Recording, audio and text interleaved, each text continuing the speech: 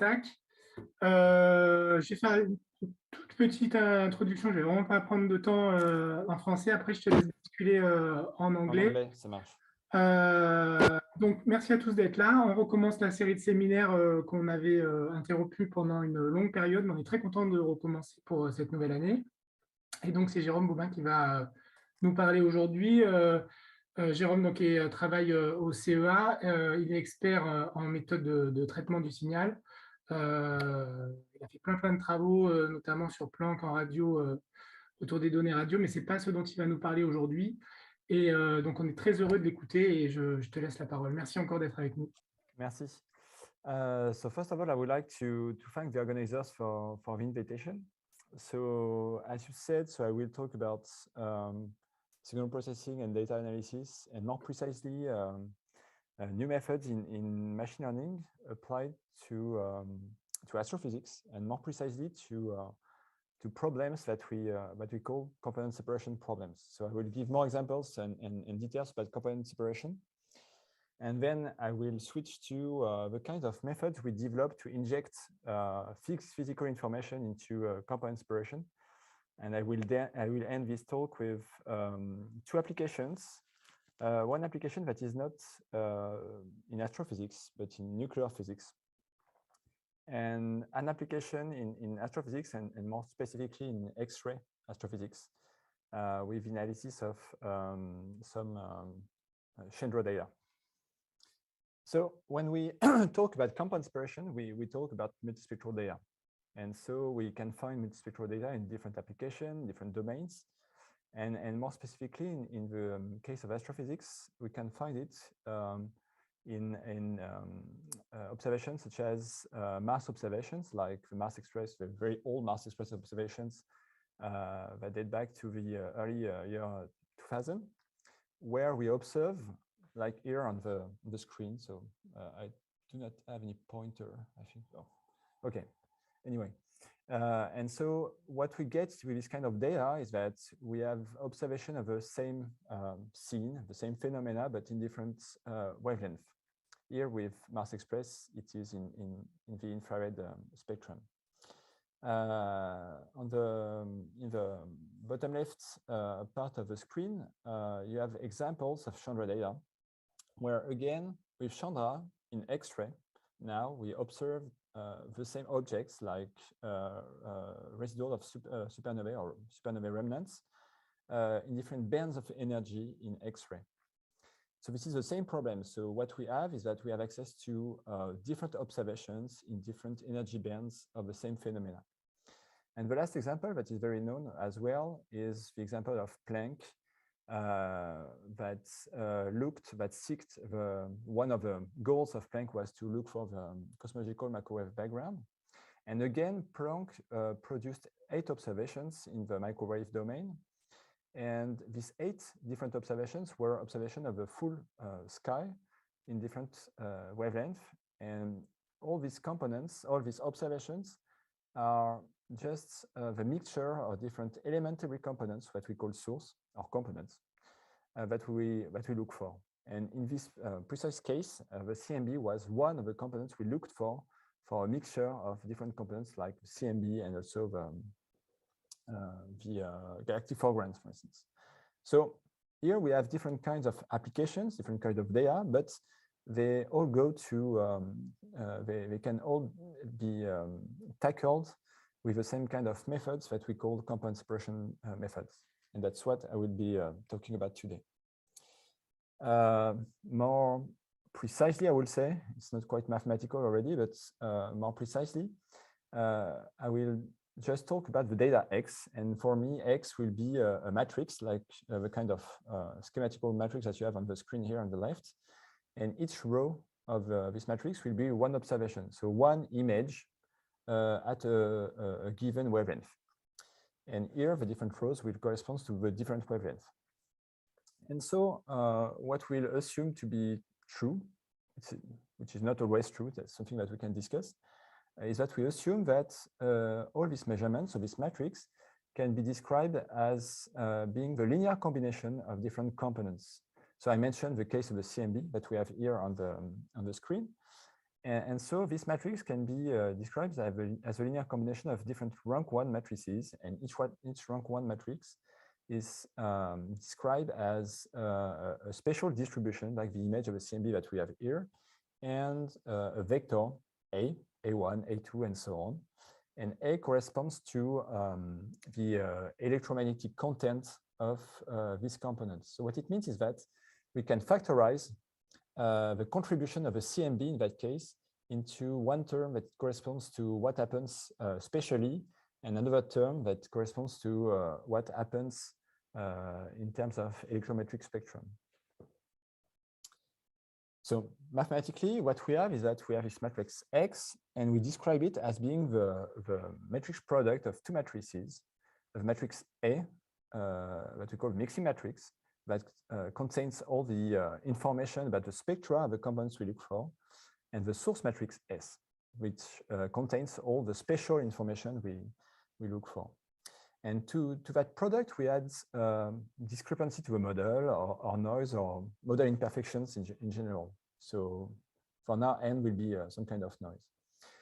And what we call blind source separation, or sometimes unsupervised component separation, is the estimation of both A and S. So we assume that we know almost nothing about A and S from the knowledge of X only.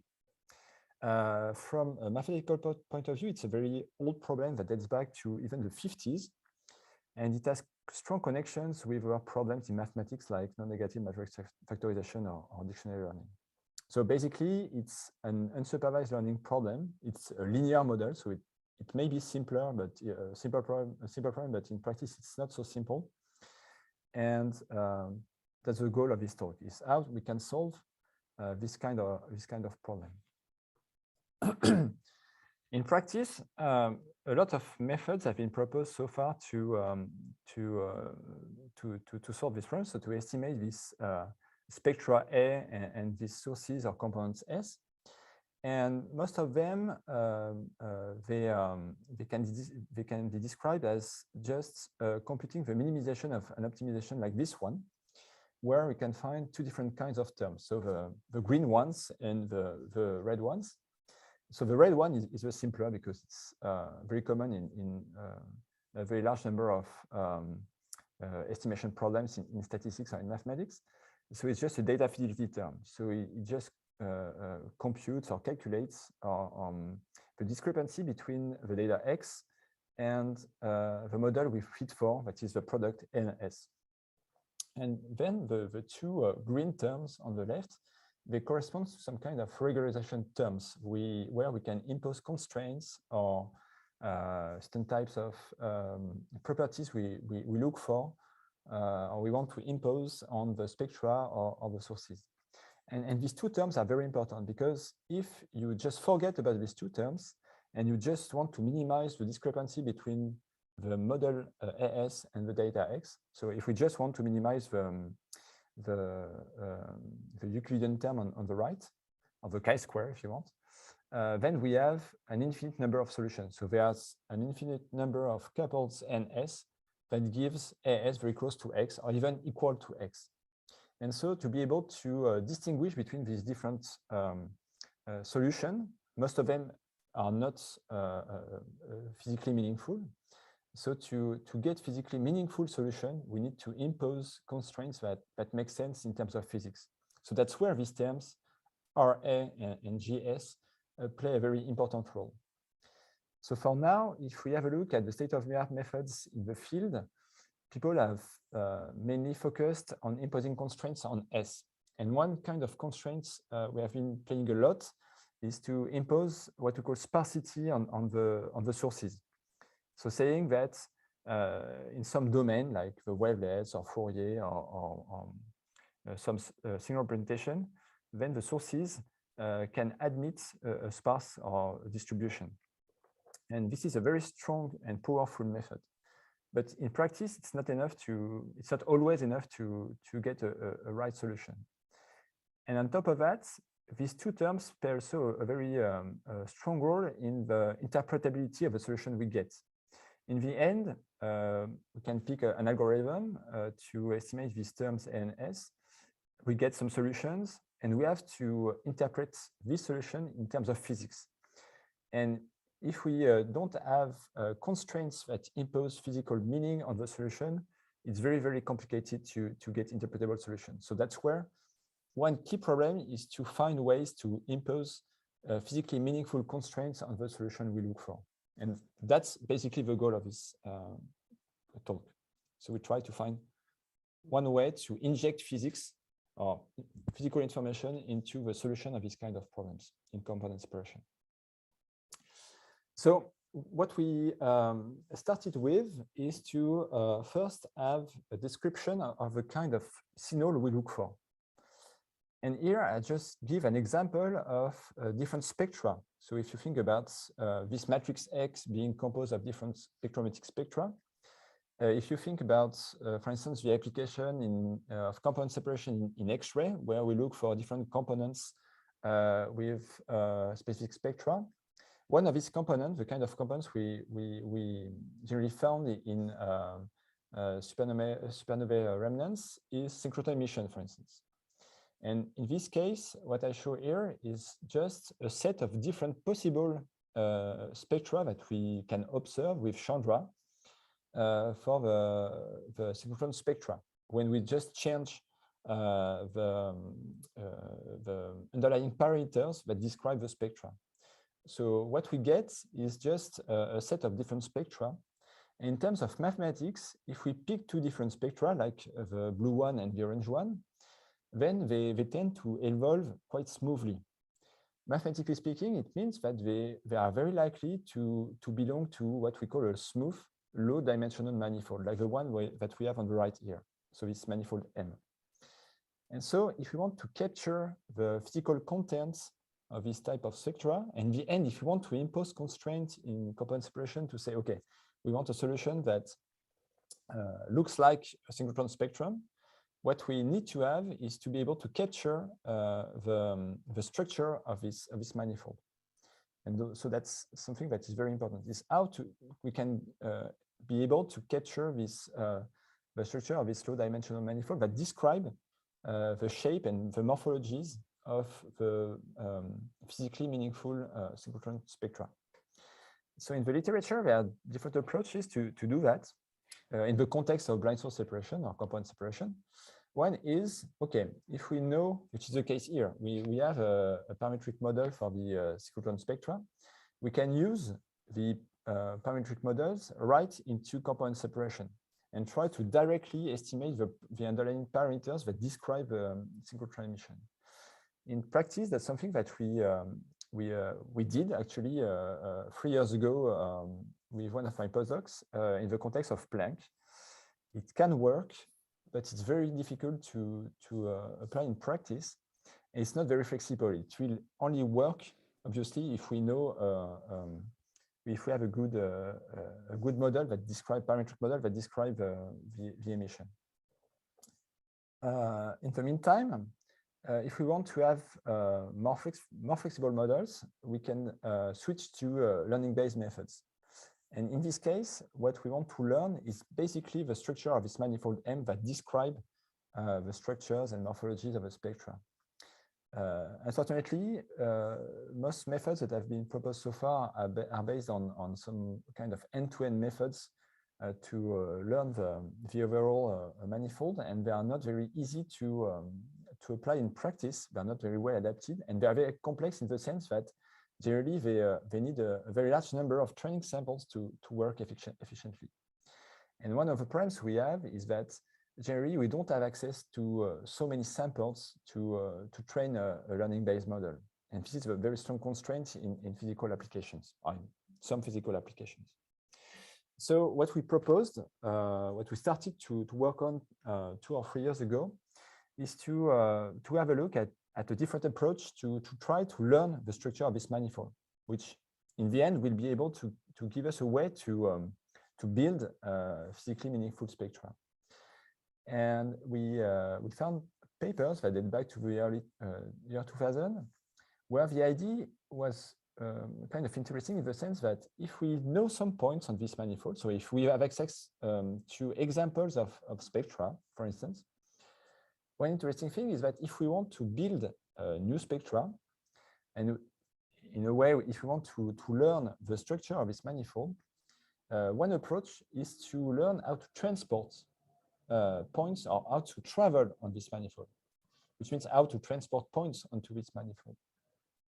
And so one approach that has been proposed is to describe a manifold with a metric, which in the end is similar to have a transport operator that describes the way one point can be transported to another point on this manifold.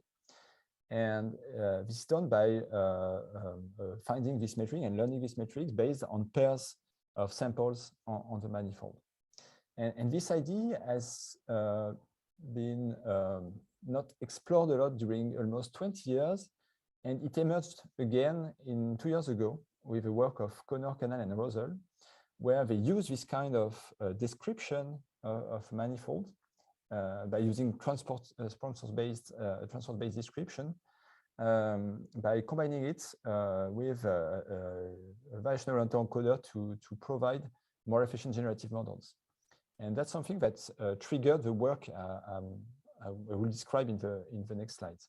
So one interesting thing is that this approach is a different way to characterize the manifold that in the end characterize signals that tend to have very strong structures like spectra in multispectral data in astrophysics, for instance. So that's the first ingredient of the method we developed. The second one is that if we have a look at the method we just described, one of the problems we have is that they also need to have access to a large number of training samples to work efficiently. And the constraints we wanted to apply is to stick to data where we have only access to a few training samples. Because in many applications, so whether the training samples we use is based on simulations on real data, we have a lot of a large number of applications where even having simulations can be very costly. So I will mention one application in radioastronomy a bit later, where it's very, so we can only have access to even 100 of simulations, but not more. So we have to work in a domain or in a regime where we have access to only a few training samples. And this is very constraining in terms of learning. So we have to think about a new way to learn efficiently the structure of this manifold, but when we have access to only few training samples. And the idea that we had is that if we have access to examples of spectra, like the core spectra that we have on the left here, so the green, blue, and orange one. And if we go back to a previous slide where one way to learn the structure of manifold is to learn how to transport points onto this manifold, then the idea we had is to say, okay, let's say we have access to 3 points on the manifold. We have 3 examples of spectra, and learning, so if we go back to a previous slide, learning the structure of this manifold is can be equivalent to learning how to transport points onto this manifold. And the idea here is that, why not? So if a way to use these 3 anchor points, for example, is to say, okay, now we can build new spectra, or we can describe, or equivalently, we can describe the structure of this manifold by building or transporting points, not between pairs of samples, but building new points X from by transporting these different anchor points to X. Mathematically speaking, this can be done by describing any point on the manifold M by being some kind of barycenter with some barycenter weights lambda, like in the equation that you see below. And this requires to have some kind of metric to compute this barycenter. So in the end, if we want to learn the structure of this manifold, and if we want to exploit the fact that we know points onto this manifold, and we want to build new samples or new spectra, if you think about spectra that live onto this manifold, one way is to learn how to build barycenters onto this manifold from these anchor points. And to build manifold barycenters, we have to learn a metric. So this metric phi is not necessarily a metric that is fixed or analytic, This is exactly what we want to learn. And this is exactly in phi where we will find information that will about the kind of signal we want to reconstruct. So phi will be adapted basically to the morphology of the signal we want to reconstruct.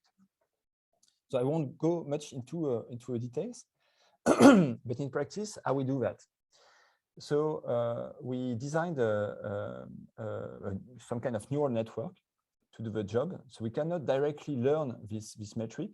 So we use a proxy where what we do is that it is prescribed. So it sounds like what we call an autoencoder.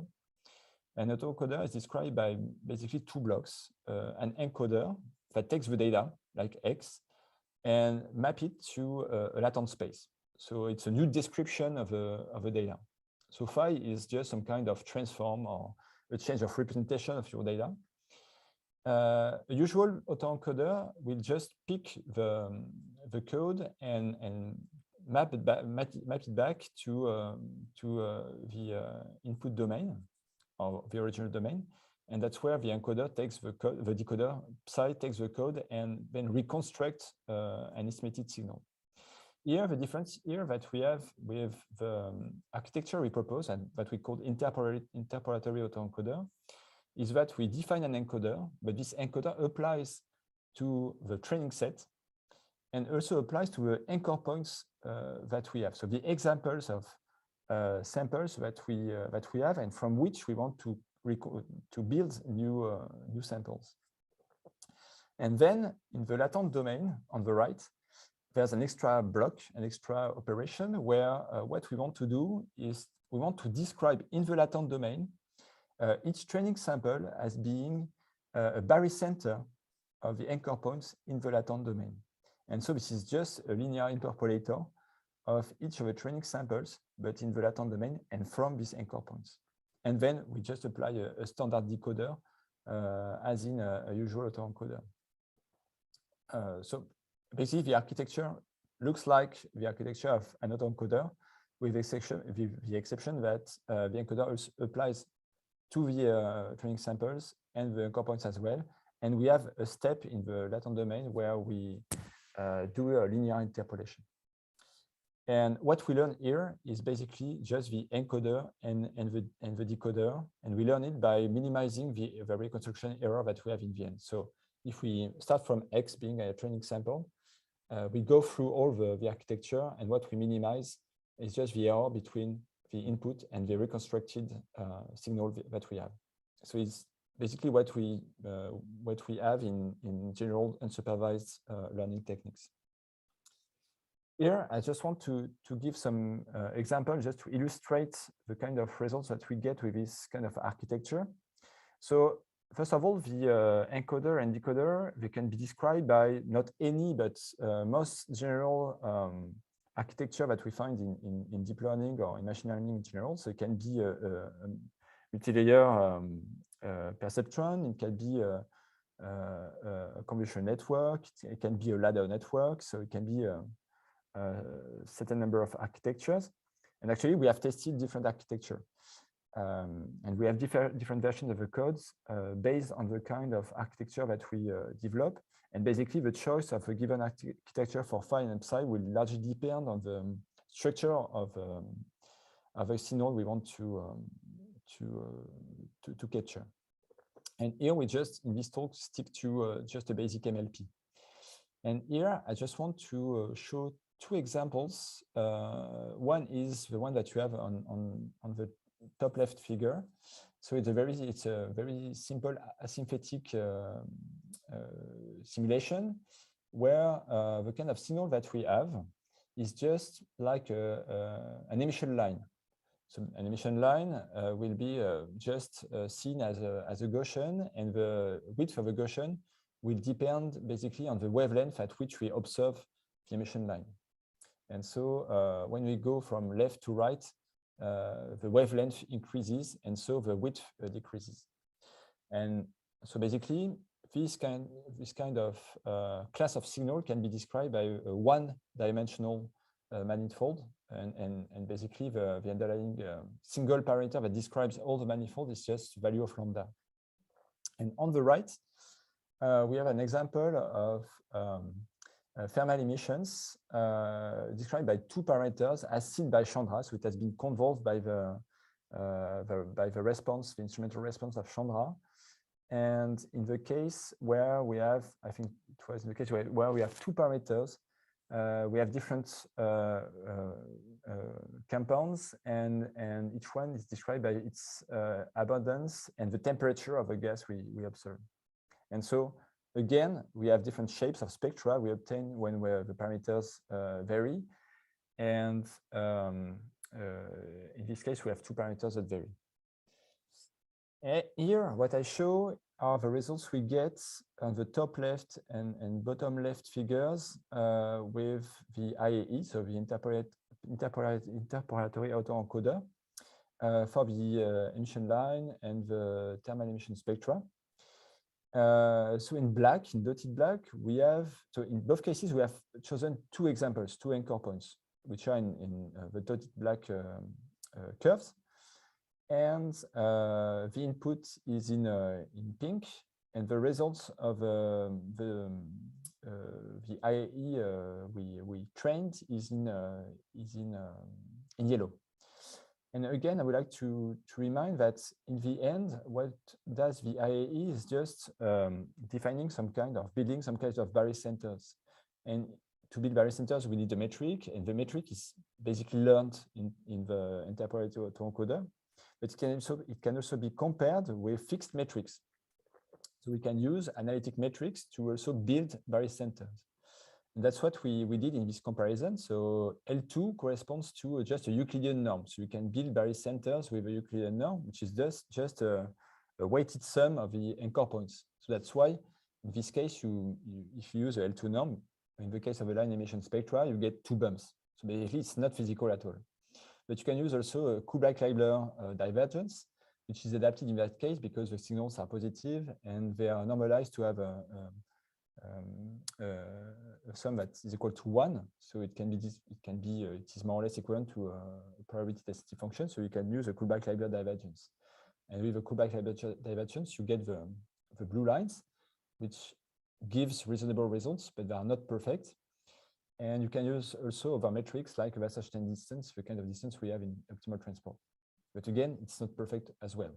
So what it shows here is that basically, when we use fixed metrics, we are not sure that we preserve the physical content or the morphologies of the spectra we want to reconstruct.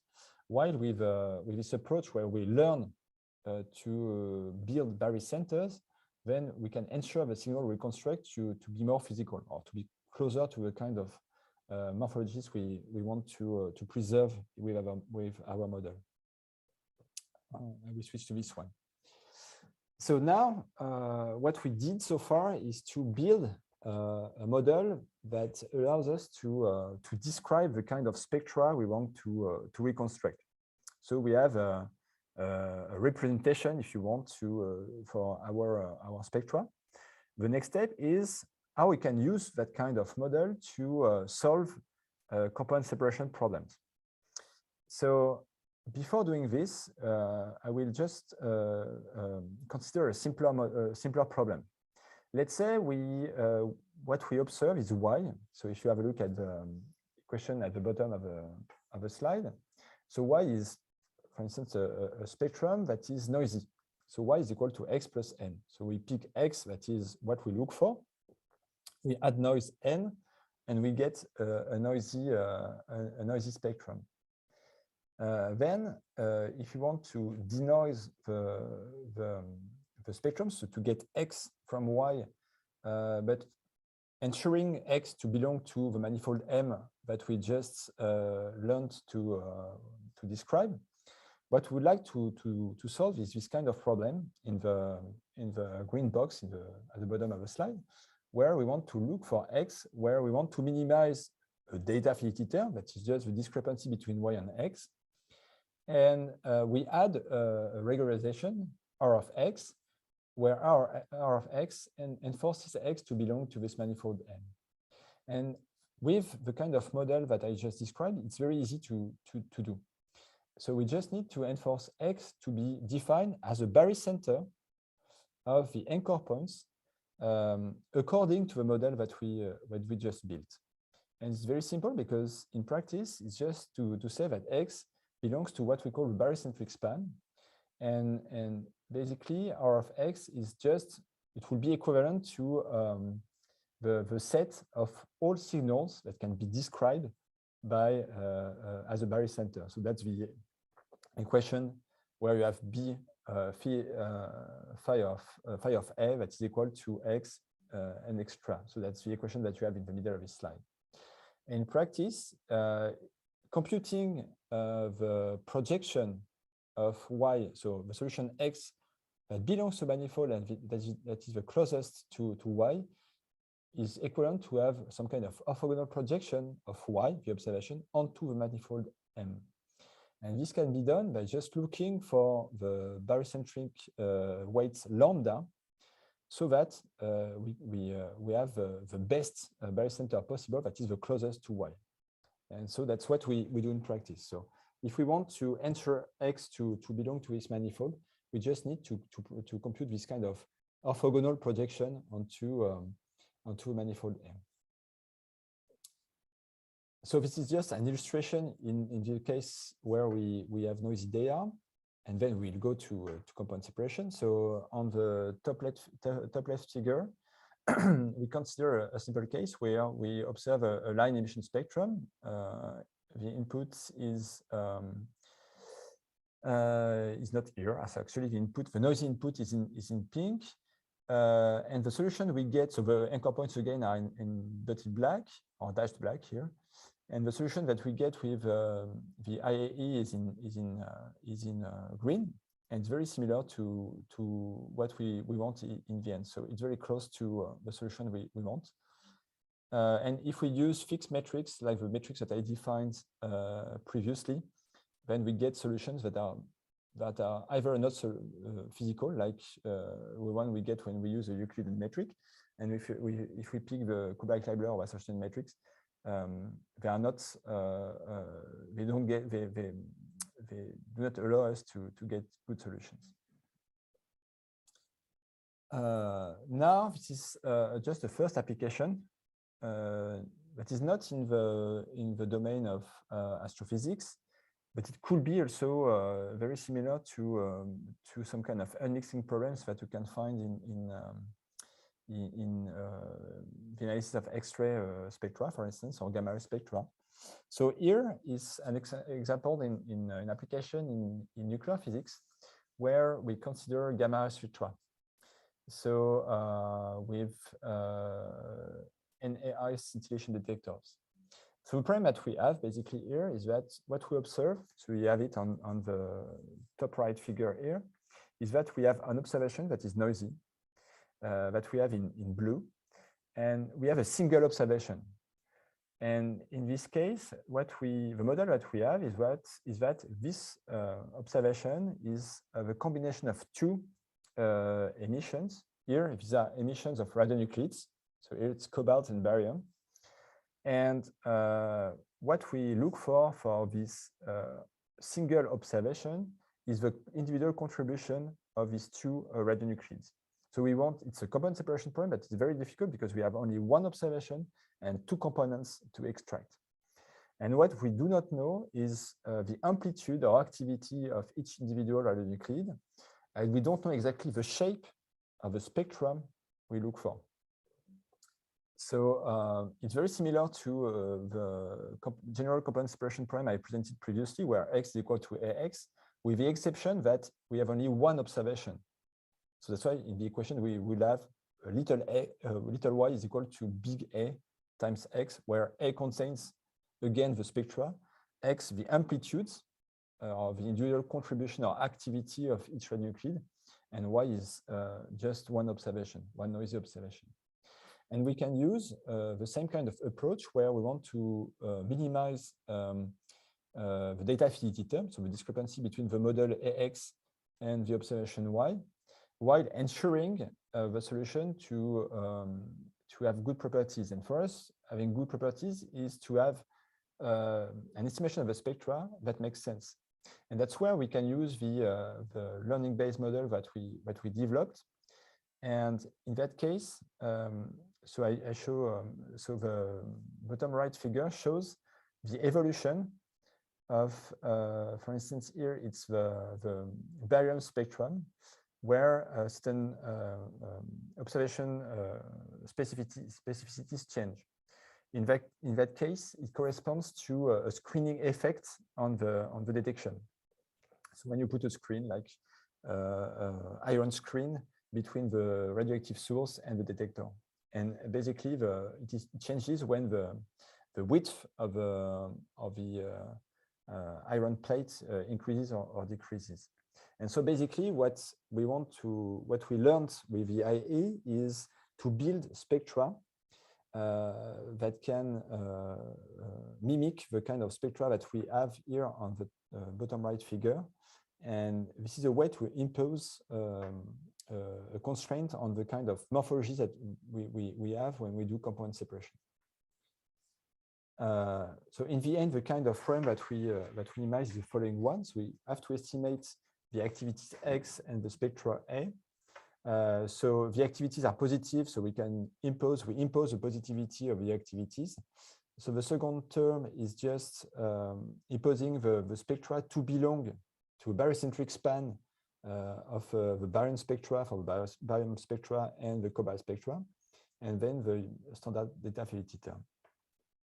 So I will switch to the solution. And here, what I show on the left is the same figure as before. So the inputs and what we look for in red and green. And on the right, I just show the estimated spectral signature, so the estimated spectra. And so in blue, this is the input, so the first guess that we use in the algorithm. And so we start from the blue one, and we need to find the gray one. So when we use the interpolator encoder model that we train, then we get a solution that is in red, so it's almost perfect. And when we use a fixed matrix like a Kullback-Leibler metric, we get the solution in green. So which makes sense, more or less, but which is very far from the solution.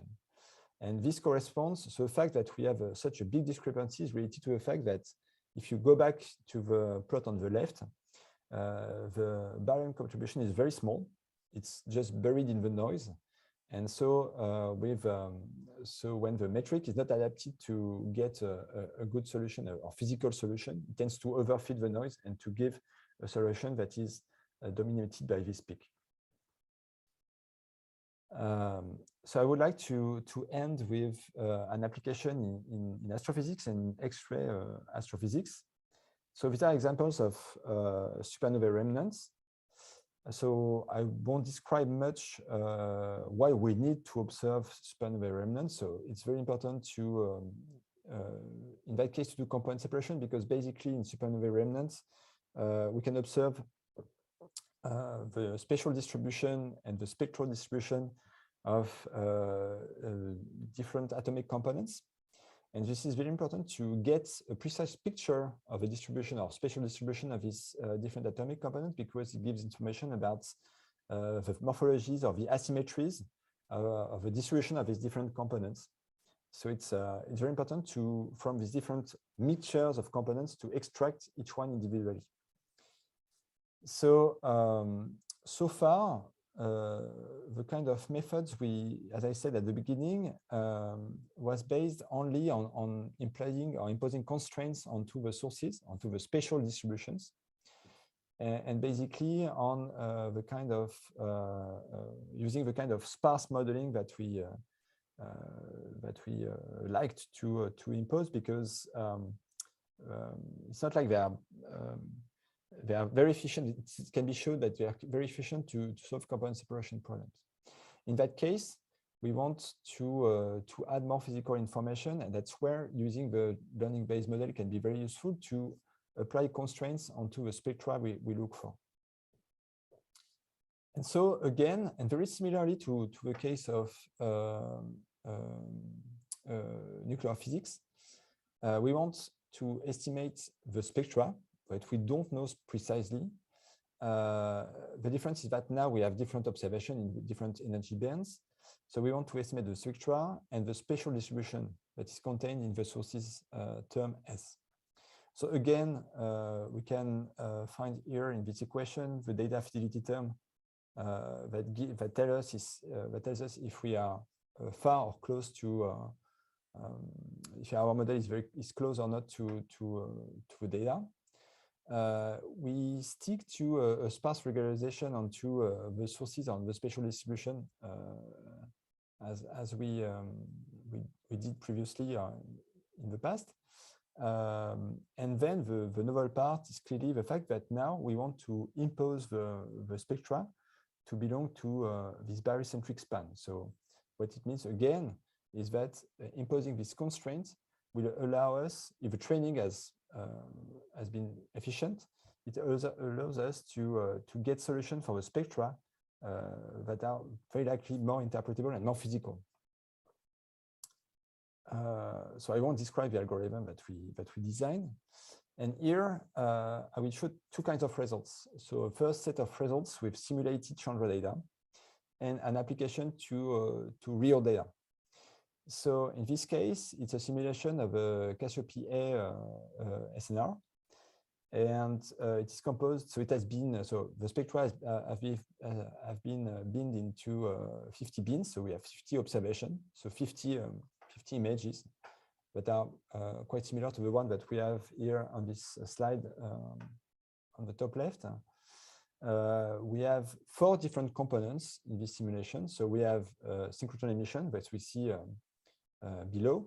We have thermal emission that contains the contribution of different atomic components. And we have, in this model, we have considered the case of the iron emission, where we have what we call Gaussian, but because it's just a line emission of iron that have been redshifted and blue shifted. Actually, that's the kind of thing that we can see at high energy in the Chandra data. We are able to identify for this specific SNR a clear distribution, a different distribution that is basically related to the fact that we have one part of a SNR that tends to go towards us and another part that tends to go backward. So clearly we have a redshift, blue shift effect that is very clear on the iron with Cassiopeia SNR. So that's what we reproduce here with this simulation. So we have 4 different components, 2 line emissions, 1 thermal emission, and 1 synchrotron emission. And so here, what I show you are the 4 spectra we get in the end with 4 different component separation method. So the one on the left, so the left column is in log scale. So the top left figure is just in log scale the spectra we recover. So in green and red we have the line emissions. In orange we have synchrotron emission, and in blue we have the thermal emission, and below is the residual. So the closer the normalized residual. So the closest it is to 1, so it's a ratio, so it should be 1. The closest it is to 1, the better it is. And the other methods are, so this is, so when we, so I forgot to say that the method we developed is called semi-blind GMCS. GMCS stands for generalized morphological analysis method, and it's an old algorithm, so algorithm we applied years ago on Planck, and that's only based on sparsity, so it does not impose any constraint onto the spectrum.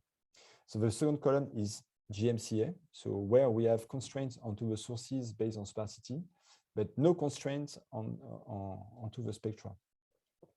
And what we see is that the spectra are more or less well estimated, but the residual are a bit higher when we don't impose any physical constraint onto the spectra. And the other 2 methods, one is, the 2 methods are based on non-negative matrix factorization and are 2 state-of-the-art methods in NMF. And both give globally, I would say, good results. So the overall shape of the spectra are not too bad, I would say. but clearly the results are higher than the GMCA-based method, and specifically, I mean, more specifically, it is clearly worse than when we use this new learning-based constraint onto the spectra. So these are the sources we get, so the spatial distribution, and this is here just an example of a reconstruction of a thermal emission. So the first row are just contains the reconstructed thermal emission sources, and below we have a residual. And so the closest it is to blue, the better it is. It means that the residual is smaller. And so again, very similarly to what I showed previously, imposing constraint onto the spectra that give solutions that are more physical, I would say, then tends to also allow to have a better estimation of the sources. So I would like to end with one application to real data. So this is not a SNR. It's an observation with Chandra of a Perseus cluster. And so at the beginning, the story is that we 4 years ago, we applied this GMCA algorithm. So GMCA was before using learning-based constraints on A. And we applied GMCA like this to this data. And we ended up having a decomposition, so estimated sources that tended to make sense. In the sense that we were able to extract in a blind way, in an unsupervised way, components that could be interpreted. And so with this new algorithm, when we can impose constraints onto the spectra, we were able to impose constraints on one component.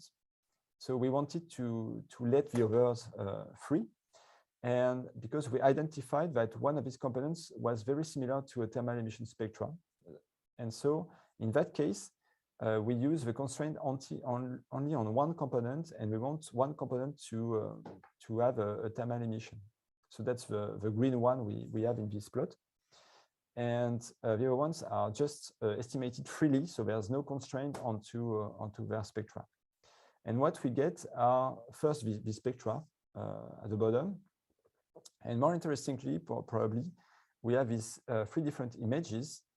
So as I said, one is probably dominated by a thermal emission. We have the one in orange, so with a orange arrow that tends to be some kind of, so the interpretation is not clear, but in this case, in the case of Perseus, probably we suspect the merging of 2 galaxies, and we can have some kind of fluctuation effect of a gas of a cluster that we observe here in X-ray. And very interestingly, in the bottom right picture, we were able blindly to extract something that was basically made of filaments. And interestingly, it's very similar to the kind of filaments we see in visible, not in X-ray, but in visible, and which is just H-alpha filaments. So interestingly, we get the same kind with the same object, but now in X-ray, in a blind way, we get the same kind of a very similar source that exhibits a very similar morphology as the one that we see in visible. So these are preliminary results. We are still working on it to get a more precise interpretation of the results that we have. But very interestingly, in a semi-blind way, we are able to extract solutions that we think can be interpreted. So I just here mentioned 2 applications of this kind of method. So I would like to tell you they are quite generic, in the sense that I showed you an application in nuclear physics and an application in astrophysics, but we are using the same learning-based method to impose constraints for signal and image reconstruction in different applications. One is an ongoing collaboration here with the Department of Astrophysics, and now with Gabriel Pratt and Asif Amgar on the deconvolution of galaxy clusters. from extra observations. I'm actively working also on using these learning-based models to learn models for the signature of the gravitational signatures of gravitational events for LISA, and to do also component separation and unmixing and event unmixing in the case of LISA. And as well, there's an ongoing collaboration with Florent Mertens and Isabelle Carucci, where we use this IAE to do component separation for with radioastronomical data, and specifically to extract the EOR. So I hope that I don't be clear, but basically what the takeaway messages that I would like to give you are the following ones. So it's not always easy to build models that are flexible, to inject physics into inverse problems like component separation problems, and more specifically when we have access to only few training samples. So I didn't have much time to give details about all the results that I had in this plot, but basically we can also show that the kind of method we designed, this IAE, is also very efficient even when the number of training samples we have access to is small. And this is basically related to the fact that thanks to these anchor points and thanks to the fact that we impose the solution to be a barycenter of these anchor points, it gives a strong constraint to of the latent space of this autoencoder-based architecture, and this allows us to have a learning-based method, an architecture that can be learned quite efficiently, even when the training samples are scarce. And interestingly, so we developed these methods, and also we applied these methods to rather complex problems in component separation, and we have just started to use it with real data. So thank you. Thank you very much.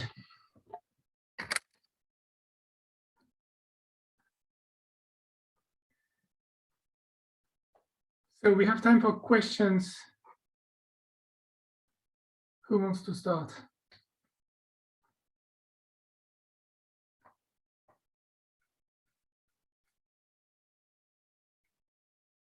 Nobody? Okay, so I have many questions. Okay, Guy. We start with one, but you just said that you have many questions. No, go ahead. No, I was just you at the very beginning of your talk. Well, first, thank you very much for the talk. Very interesting. At the very beginning of your talk, you mentioned that you tried first with some parametric models, and that it did not work well. Although at some point the method you are using may seem to be a bit parametric, in the sense that you're using a manifold of spectra, for example, and the spectra do not seem to be highly complicated, well, at least at eyesight. And so it would seem natural to use parameters to describe this spectra. Why did it not work properly? So it depends on the application, but the problem is that now if we go back to this kind of problem, so the problem of component separation, if you directly try to estimate the spectra, it will mean that the mixing matrix A will be described as some kind with a set of spectra of parameters, like let's say theta. And theta will be one extra parameter to learn.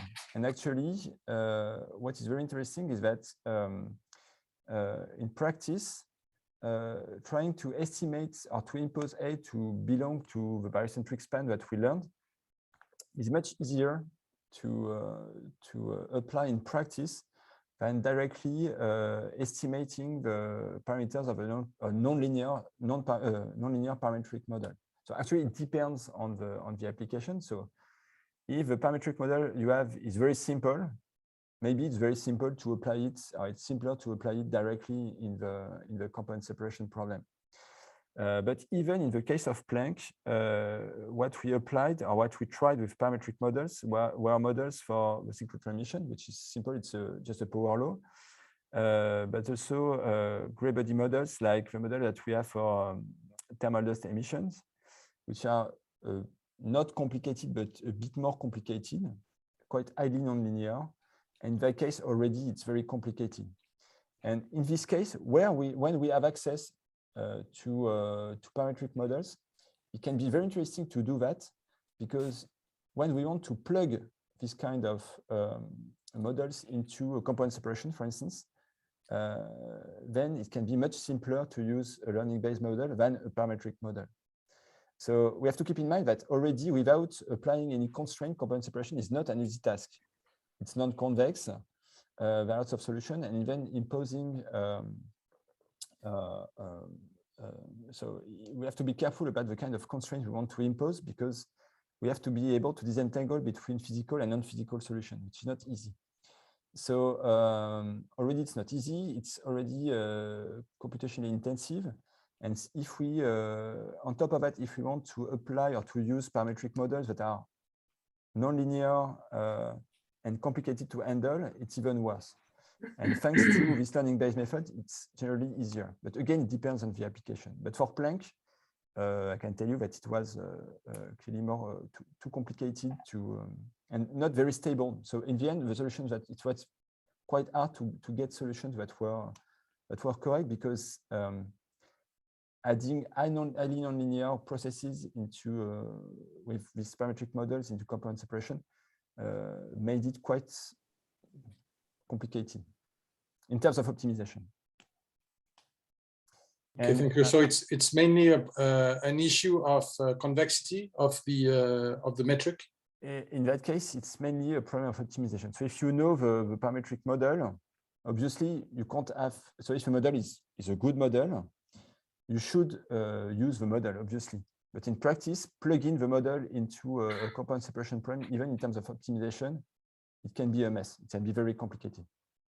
Okay. And with this way of doing and with this kind of model based on learning, actually, we can show that the constraints we have are much smoother. Thank you. And so I would like to mention that I just showed 2 applications where we have parametric models, but there are also other applications where we work with simulations. But simulations like Monte Carlo simulation and so on, where we don't have a direct parametric model. And what we use for the training is the output of a Monte Carlo simulations. And we have other applications where we work with observations, where we don't have any model. So actually, it depends on the application. Thank you. I had a question about I'm not sure I got exactly the point. I mean, what you say is that you put extra constraints into the latency space that helps having a better representation of the results. But what I didn't get is how you define what are the drivers for the definition of these constraints, because sometimes you say it's the for the noise you take an orthogonal points, for the sometimes you take the barycentric span. What guarantee that those I mean, why those extra constraints are better physical representations of the physical solution in the latency space? Can you reformulate? Well, you have some more constraints in the minimization. Yeah. That you call the regularizations. Mm-hmm. How do you define those regularizations? What are the drivers for the choice of these functions? Yes. Okay. Why do you say this is more physical? No. It's so in the case. So in that case, so if you have a look at this equation, yes. So you don't see. Yeah, I think that you see the slide. So you have 3 different terms of regularization or constraint. Actually, we have 2 constraints and 1 regularization. Okay. So there's 1 regularization, so the one on the left, that is sparsity. So this is a regularization in the sense that it will enforce the sources S to be as sparse as possible. And so in the end, you have some kind of thresholding procedure and so on and so forth if you have a look at the algorithm. The second term is just a normalization term. So that's why I did not talk much about the normalization. It's more an algorithmic trick, because if you don't normalize the spectra, for instance, you can apply the spectra by infinity and apply S by 0, and you still have something that is close to X. So there's an indeterminacy, a scaling indeterminacy. So just to fix this scaling indeterminacy. And the third one is a constraint where we impose the spectra to be defined as a barycenter of its anchor points. So that's related to the model that we trained, where basically when you have a solution that is defined as a barycentric, as a barycenter of the anchor points, that's actually what we learned. It should be close to a physical spectrum. And so that's where I say that it's a way to inject physics into component separation. So thanks to this constraint, so the fact that we impose the spectra to be a barycenter of these anchor points or examples, then we get something that is more physical by just imposing nothing. And actually, we have learned the network to spit out barycenters that are physical up to the training sample that we use. Is it a way to bind the results to something closer to what you expect? Exactly. Okay, so it depends very much on the anchors that you put in the. It depends mainly on the training samples and then the anchor points as well. So I did not talk about the anchor points, but also in the IAE model, we can also estimate the anchor points. And how many anchor points do you, I mean, there is a threshold in the number of anchor points, or the place in the parameter space you explore, I guess it changes the. Exactly, so it depends on the manifold. So theoretically, you can see that as some kind of triangulation problem. So if you have a 2-dimensional manifold, you need 3 anchor points.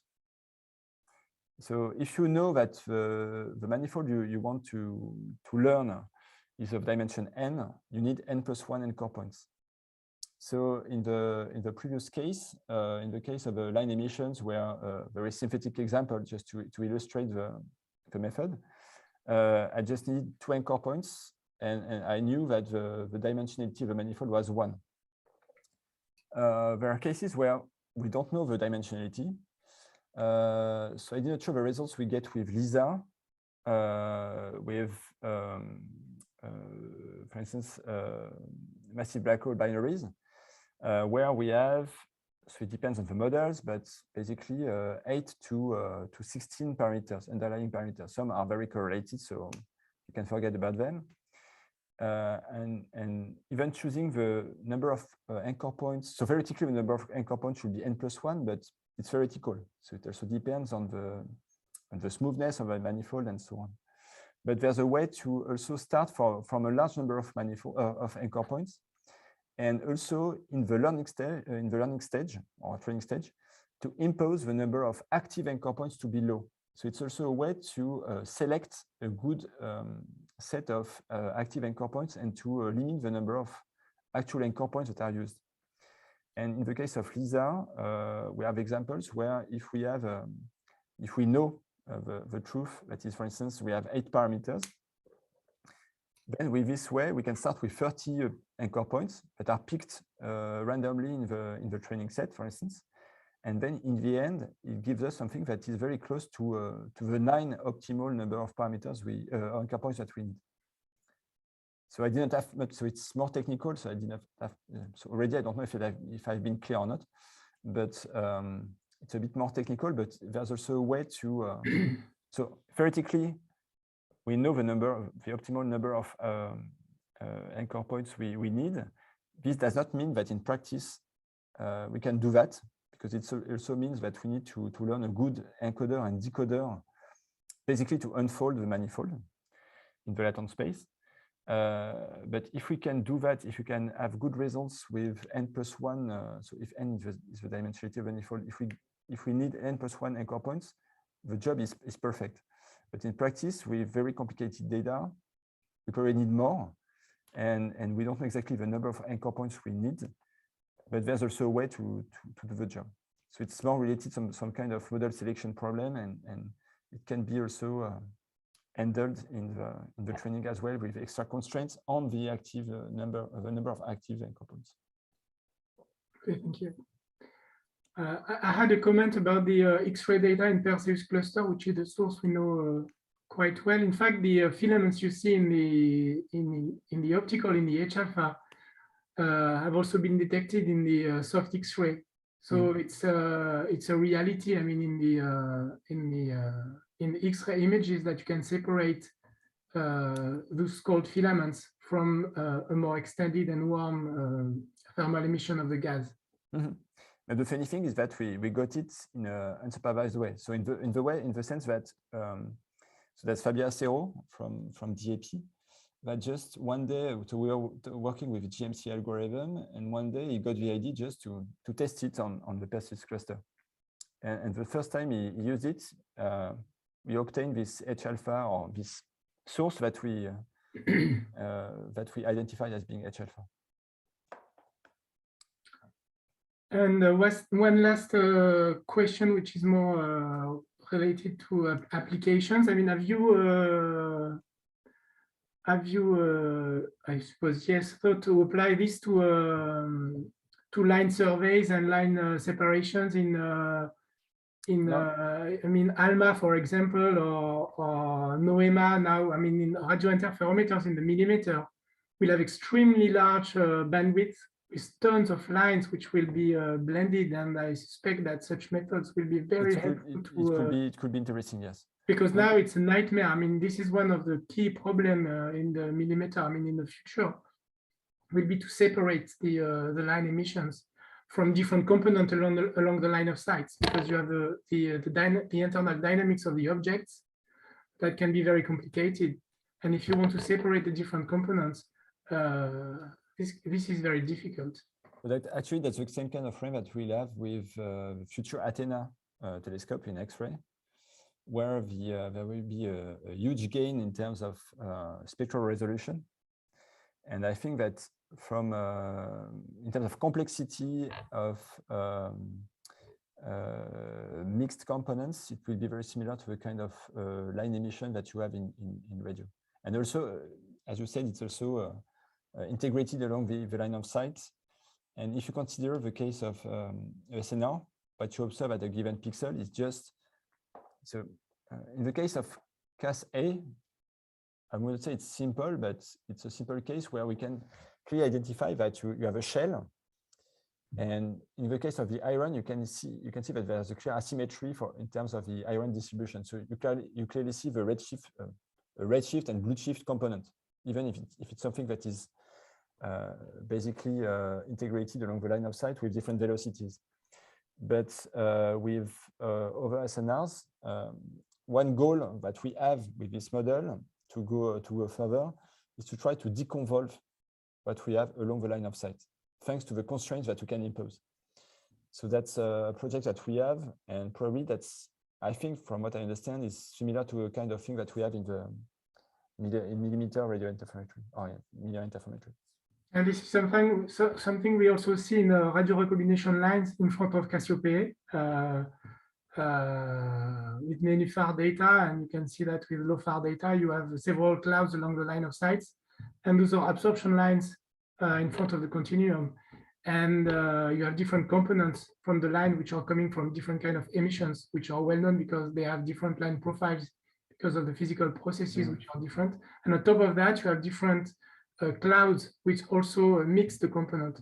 So then you have to separate both the physical broadening of the line plus the line of sight. And in that case, again, the separation can be constrained by physical knowledge, I mean, about velocity decomposition. I think that clearly there are clear similarities. So not yet, but okay. If one day you want to discuss about this, I'm open. So super nice. Thank you very much. Thank you. So thank you everybody, and thank you again, Jérôme, and see you next week for the next seminar. Thank you. Have a good day. Thank you. Bye-bye.